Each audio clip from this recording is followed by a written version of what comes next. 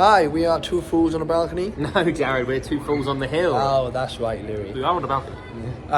So we like to kind of do like a bit of a debrief, and we always like to reflect, don't we? Whenever we worked on a project or exactly.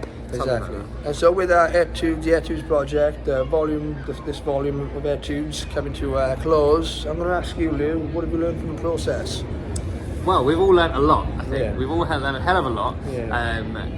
I think the biggest thing that I taking away is from a sort of writing, also producing, story, overarching perspective is that we set out to make 6 1-minute short films, and we've realised that 1 minute.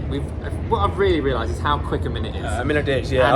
And how hard it is not just to create a bit of content the last minute, but create an actual satisfying story.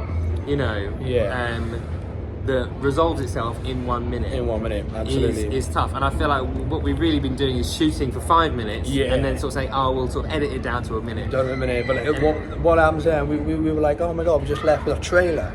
You get it down to a minute at the cost of the soul of the thing anyway, so it's kind of null and void. And so we had to backtrack and ended up making a lot of the Etudes 4 minutes. Yeah, pretty much.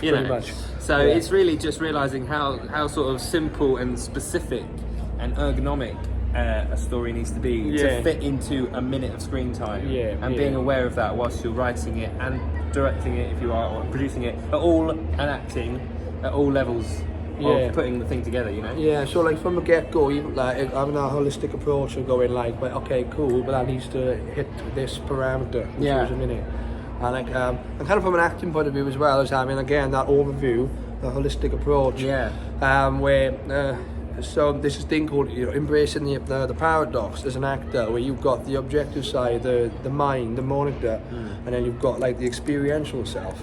And I kind of wish in the talk show Etude, I kind of looked after the story a little bit more. That's your Etude that you acted in, right?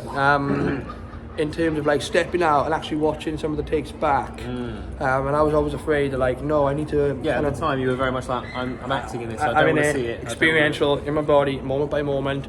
But actually, if I stepped out, watched it back, I could have made more objective choices in terms of coming towards a more complete story. So that's been a massive.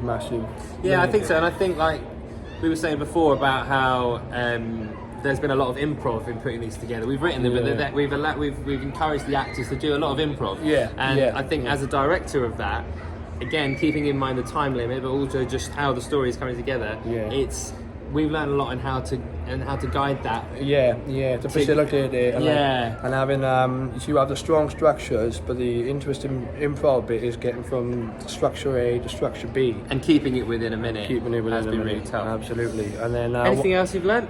Just document the whole process. So the story behind the story, I've learned is massively important. So maybe going forwards, I'm going to explore a lot more BTS. Behind the scenes. Great band. My favourite. So there we are. Awesome. That's some of our thoughts and things we've learned along the way of the Etudes. And let us know if you agree. And like and subscribe, comment, all of those things. All that jazz. And then we'll see you fools on the hill.